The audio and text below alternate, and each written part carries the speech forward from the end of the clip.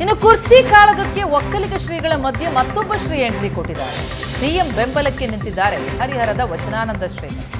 ಸಿದ್ದರಾಮಯ್ಯ ಮತ್ತು ಡಿಕೆಶಿ ನಡುವೆ ಉತ್ತಮ ಹೊಂದಾಣಿಕೆ ಇದೆ. ಸ್ವಾಮೀಜಿಗಳು ಹೇಳಿದ ತಕ್ಷಣ ಸಿಎಂ ಬದಲಾವಣೆಯಾಗಲ್ಲ.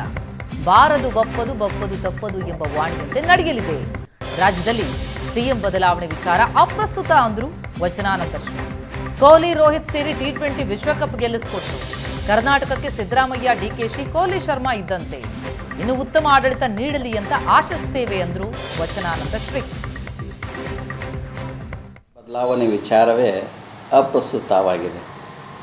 ಕಾರಣ ಈಗಾಗಲೇ ಸಿದ್ದರಾಮಯ್ಯನವರು ಮತ್ತು ಡಿ.ಕೆ. ಶಿವಕುಮಾರ್ ನಡುವೆ ಒಂದು ಅತ್ಯಂತ ಉತ್ತಮವಾಗಿರುವಂತಹ ಕೋಆರ್ಡಿನೇಷನ್ ಇದೆ. ಮುಖ್ಯಮಂತ್ರಿಗಳಾಗಿ ಉಪಮುಖ್ಯಮಂತ್ರಿಗಳಾಗಿ ಅತ್ಯಂತ ಉತ್ತಮವಾಗಿರುವಂತಹ ಆಡಳಿತವನ್ನು ಕೊಡ್ತಾ ಇದ್ದಾರೆ. ಹಾಗಾಗಿ ಈ ಬದಲಾವಣೆ ವಿಚಾರ ಅನ್ನೋದೇ ಅಪ್ರಸ್ತುತ.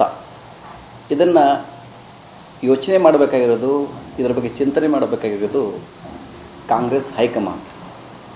ಆ 5 ಜನಗಳ ಮಧ್ಯದಲ್ಲಿ ನಡೆದಿರುವಂಥ ವಿಚಾರ ಅದು ಸಿದ್ದರಾಮಯ್ಯವರು, ಡಿ.ಕೆ. ಶಿವಕುಮಾರ್ ಅವರು, ಸೋನಿಯಾ ಗಾಂಧಿಯವರು, ರಾಹುಲ್ ಗಾಂಧಿಯವರು, ಪ್ರಿಯಾಂಕಾ ಗಾಂಧಿಯವರು, ಇವರ ಮಧ್ಯದಲ್ಲಿ ನಡೆದಿರುವಂತಹ ವಿಚಾರ ಅದು.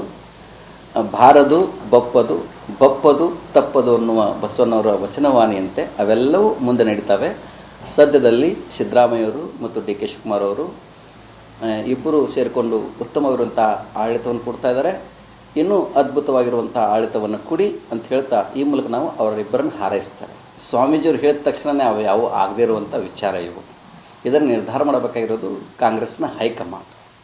ಮತ್ತು ಎಲ್ಲಕ್ಕಿಂತ ಮುಖ್ಯವಾಗಿ ಡಿ.ಕೆ. ಶಿವಕುಮಾರ್ ಅವರು ಇದರ ಬಗ್ಗೆ ಮನವಿ.